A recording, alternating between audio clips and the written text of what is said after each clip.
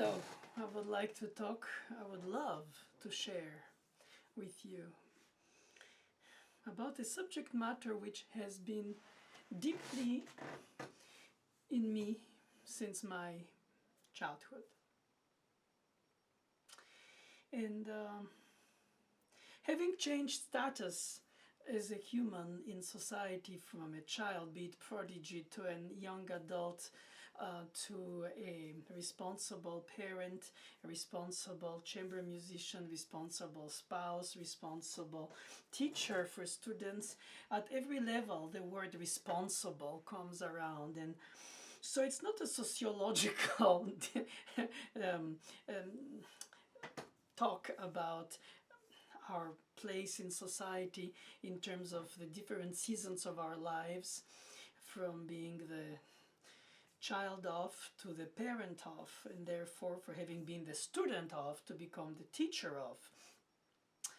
In this parallel of transmission, I've been always very deeply thinking about some facts that disturbed me as a child, about the intellectual involvement in the evaluation of children in musical spheres when talent is evoked, and then a gift is invoked as a God-given gift, or then some kind of genetic predisposition, and then all this comes in a bundle that the young person, while with skills of a young adult, which mesmerizes the old people, it's a short burnt flame, because what you need to do is to build and to have teachers, as I had the luck, and parents to both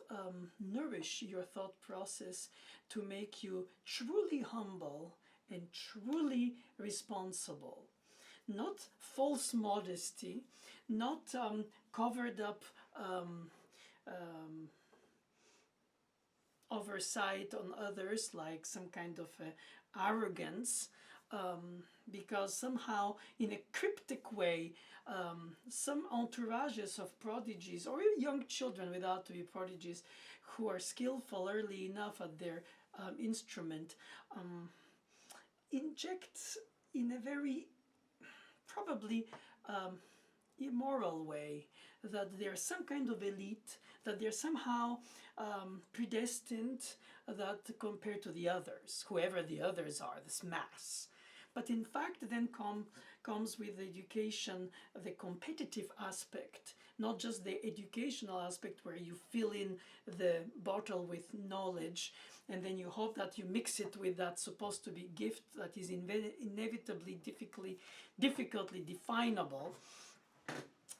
But the fact is that at the base of it there is a dose of unhealthy, I find,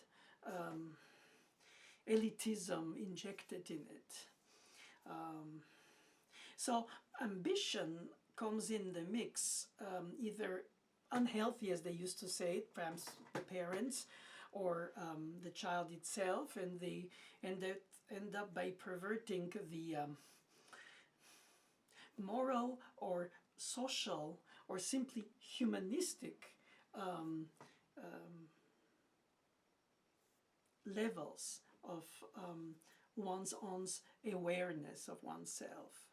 And the purpose of that supposed to be gift, in my case it was a very clear definition by my teacher, who said that if I receive this gift is to give it to others. And therefore my duty on earth is to work very hard to give it to the others, not to myself or use it for my privilege, financial or fame or any of these. And she encouraged that my age is not written on the programs when I was a child, in order not to appear as an excuse or a hook for unhealthy expectations of watching some kind of prodigy, which in a way is a bit of a monster demonstration, you know, like, or a monkey in a zoo. It's something belittling humanity, but attractive to people because somehow there is a voyeurism about it. You know, how does he do it or she do it when they don't know anything and they just seem through the energy or rather industry of their doing, playing the instrument or whatever they're doing in their art form, to already have been through a lot of experiences in play as an adult will be, which means injecting all the experience of life in every note, so to say, phrase, expression, in other words, a culture,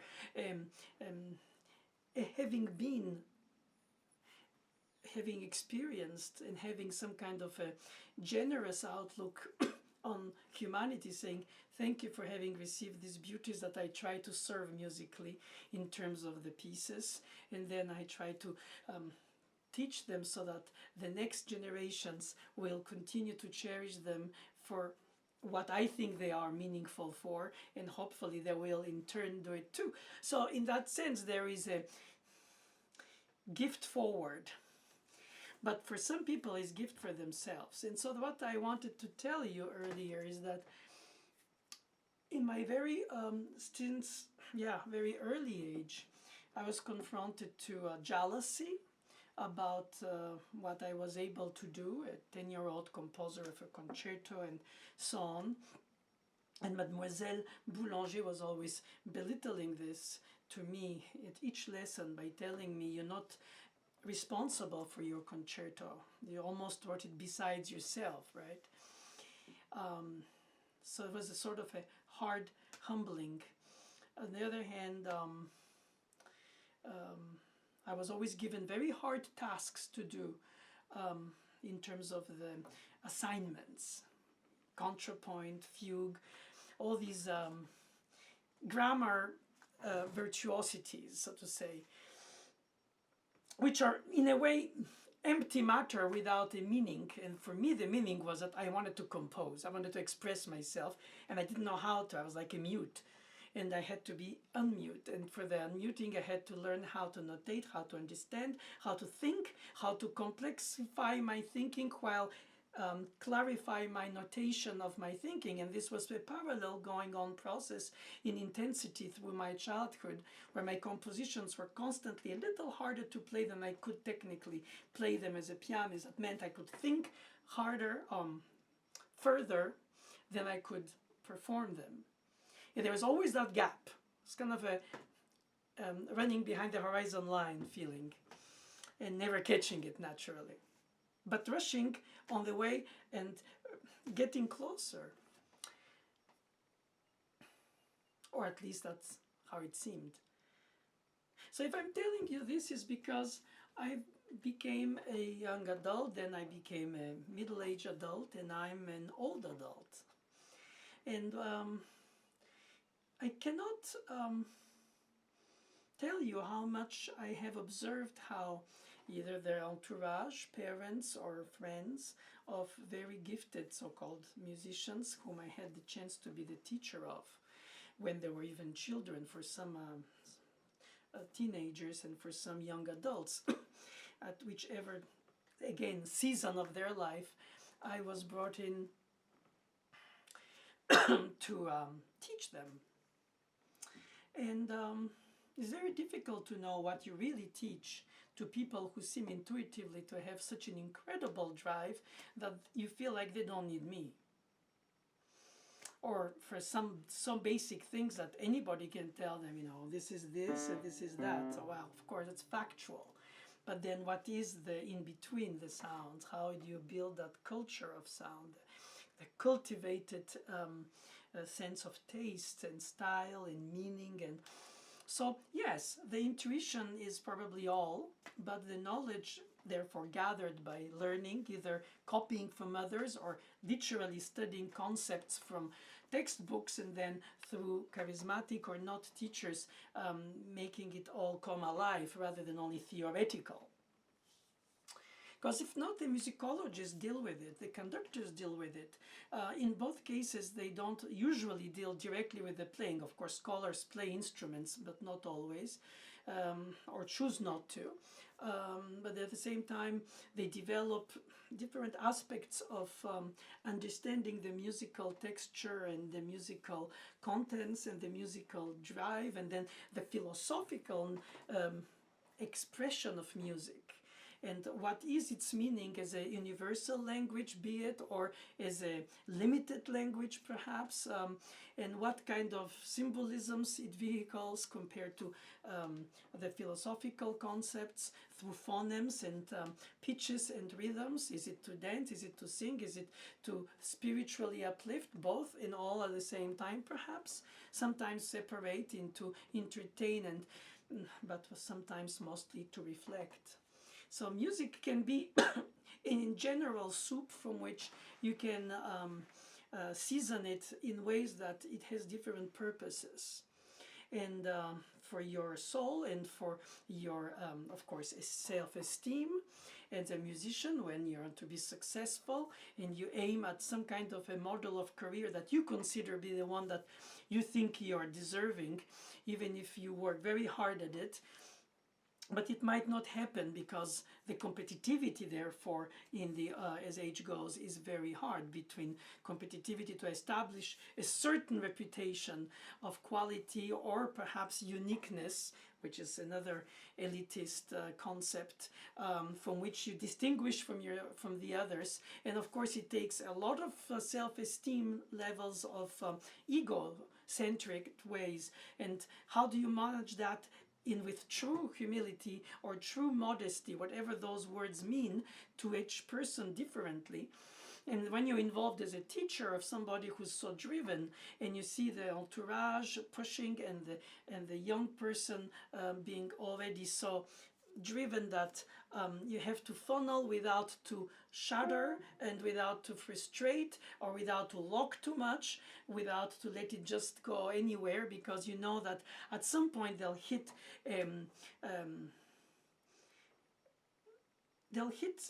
a wall, because at some point inevitably, once you've gone through initial intuitive stages and then experiences, and then you know are successful through some competitions, and then you have to do auditions, then you have to hope to become perhaps a teacher. So you keep going through all your life proving that you're worth what people think of you, that you're worth being a soloist or worth being a chamber musician by gaining the respect of your peers, or worth being a teacher by gaining the respect of your peers. And therefore, at all points of your life, you have to prove who you are, or who you're worth for the society of musical worlds.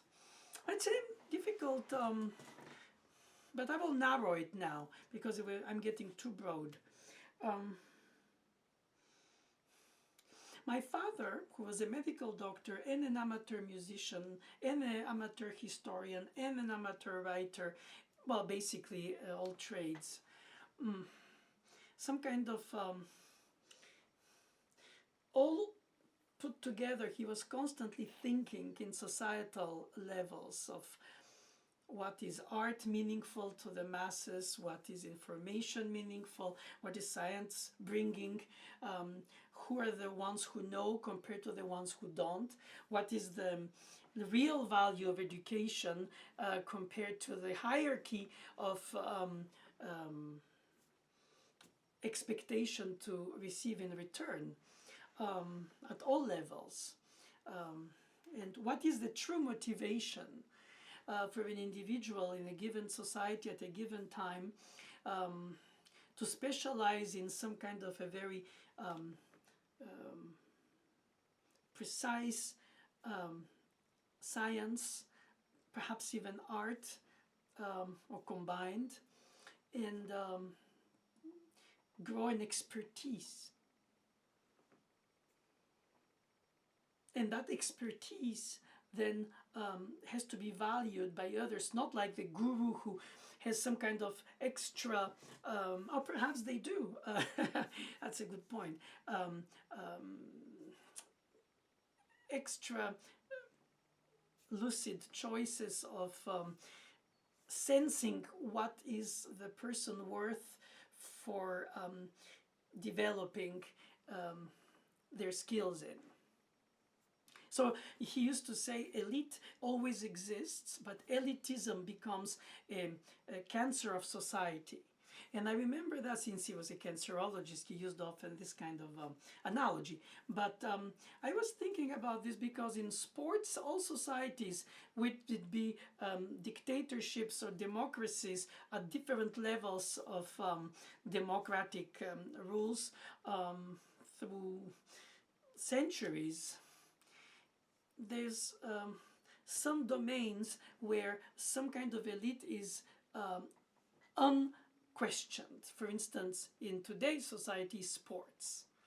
So you have some kind of objective measurement, and then if you run the fastest from the whole humanity, then you are the fastest runner. And so, of course, the style of the running, in order to run fast, has to be specific, because if not, you might not run as fast. But then in part is also because perhaps the genetic material of which you are made gives you more oxygen to irrigate your blood flow. And so we could say that it's unfair, but at the same time, somebody has to be at some point measured like that. If measurements are made, and they are constantly, because competition is about comparing, and very often is skewed. But let's say that in sports we accept in society to have an elite. And then comes the other situation, the scientists. You clearly don't understand when you're not trained to be able to follow their at any high level of knowledge. It creates their own language, and so you feel excluded, and you go like, oh, I'll never understand that anyway. But they understand among themselves, so it creates already an elite group. And you have these very few at many levels who are able to somehow infuse through their own original, incredibly attractive to the others, in fact, with often talent is, or intelligence, and that is something to be put with a lot of attentive words around it.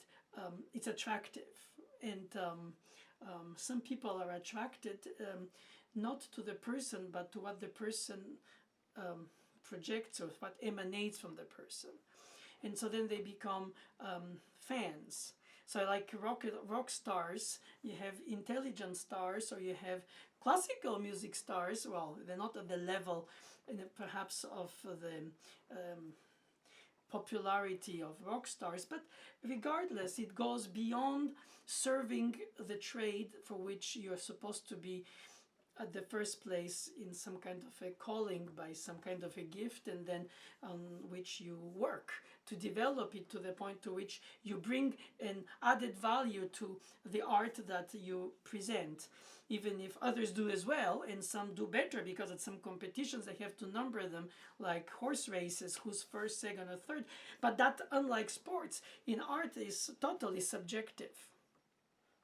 Nobody would agree, and then they sometimes agree on the lowest denominator, and then what's the purpose of it, other than to frustrate a lot and to mute many from expressing themselves, because musical world cannot, unfortunately, sustain the plethora of musicians who have been educated through the world. And so at some point the problem is not just the level of, if ever possibly calculated, of the talent, or of the, let's say, drive plus knowledge, but it's also to do with character and acceptance, and perhaps some people's personal warrior style personality, never giving up, going against the odds, money, expectations, hierarchy,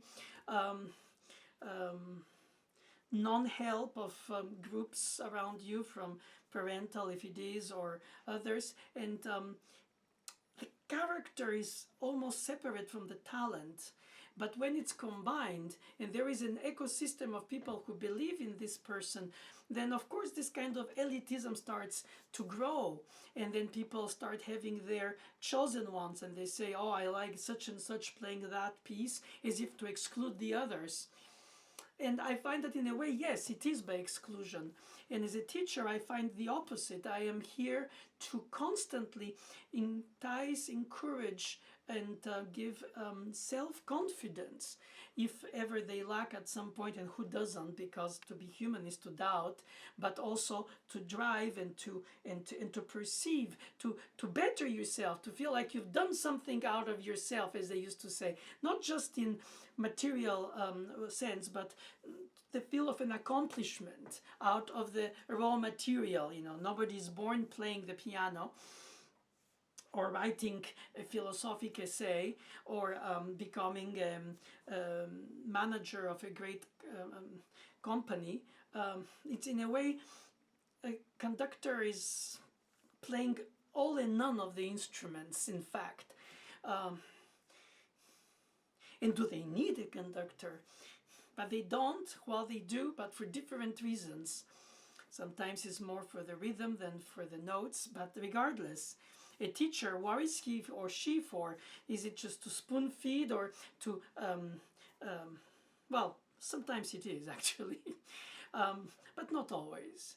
And I think that that's what I think. Teaching is a generosity, because you give more and you hope a lot in each of your students, and they have such a different paths, such a different drives, such different pasts, and perhaps as a teacher you see in them, as teachers saw in you when you were a student, your potential. Perhaps they see it better than you, or perhaps they see it more beautiful than you really are in it.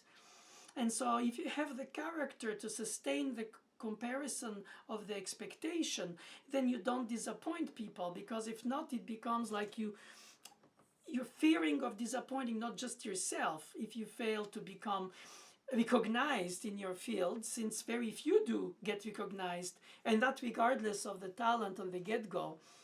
So this kind of sense of I want to win a competition to become part of the elite of pianists, that's in the underlining, or in between the lines rather, of the motivation. And if that motivation makes them wake up to practice and become better themselves, okay, then at least that is a positive aspect. The problem is when there is this clog at the exit of the pyramid on the top, when it becomes so narrow, and then people drop out because they're rejected fairly, unfairly, mostly unfairly, because of the system or the way people run it, and people evaluate it, and people decide that you are this or that, and you realize that in the past Bach had failed an audition for the Dresden church job with a B minor mass as an audition piece. So of course, if you think like that, you'll go, okay, well then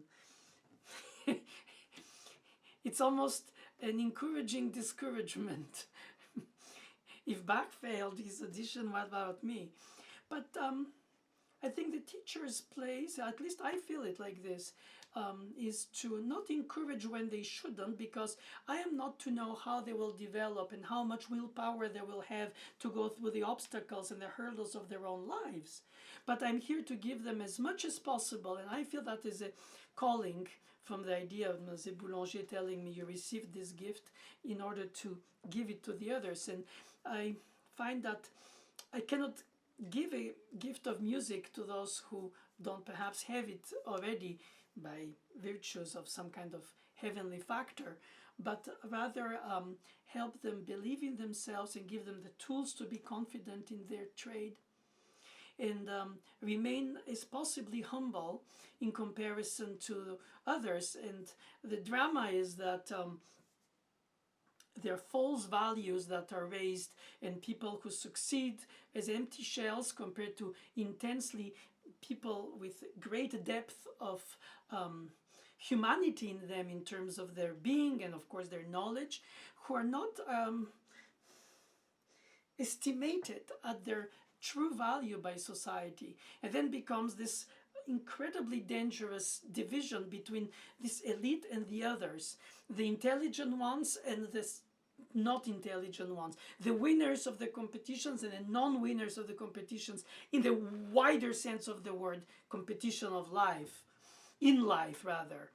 Um, Necessary drive, but difficult to accept psychologically, and not to get bitter or frustrated and then give up, which is probably what the system searches to sort of do in order to cleanse its circles and to leave more entries in people in this kind of well, I'm over dramatizing, obviously, in the developments of my thoughts, but I observe that some of the psyches of these gifted musical students, young adults, they're very vulnerable while they're very driven, and they have shattered hopes through competitions, auditions, I don't know, any situation.